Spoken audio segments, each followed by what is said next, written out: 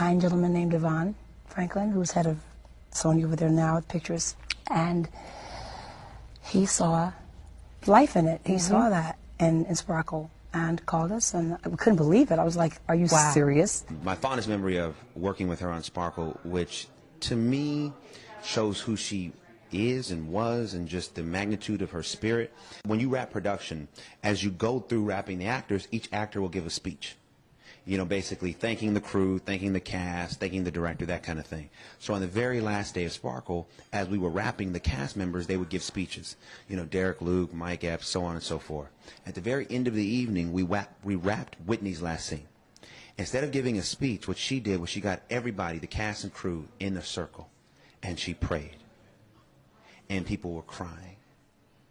And to me, in that moment, that showed me what she was all about. You know, she said, look, I'm not going to take time to give a speech. I'm going to give the glory to God. And that will always be with me. I wasn't there that day, but the following day I saw the dailies.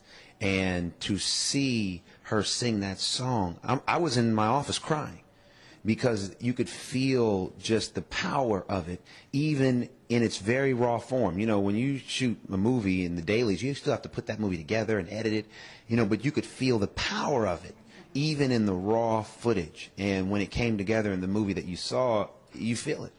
And it was powerful. Some of the most powerful footage that I've ever been a part of and had the privilege to see or to work on. We had such a great connection.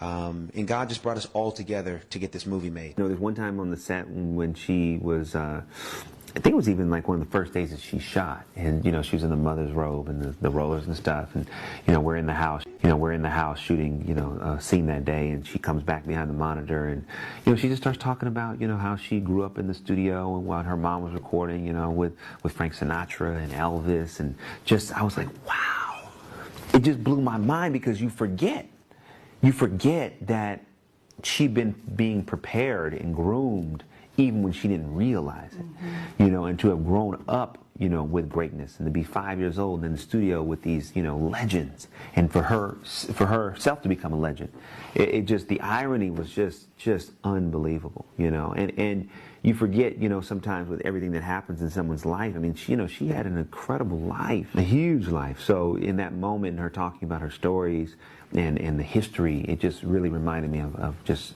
the magnitude of her legacy.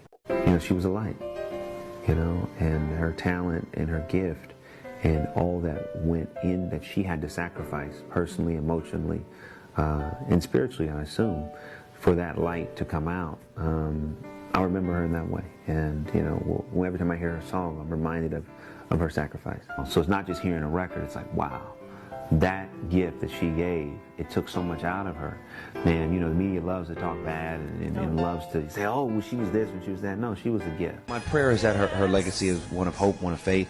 The beauty about Whitney is that, you know, she had the courage to live her life in the spotlight, you know, which is hard. People don't recognize how difficult that is. My hope and prayer is she's not defined by her struggles, the same way we aren't defined by our struggles. But she is defined by her triumph and defined by her heart. And her heart was good, and her triumphs were many. And my hope is that Sparkle, in terms of her legacy, will be a welcomed addition to who she already was, who God created her to be, and will show the world that this is a woman of faith, a woman of hope, a woman of inspiration, and a woman dedicated to making the lives of others better.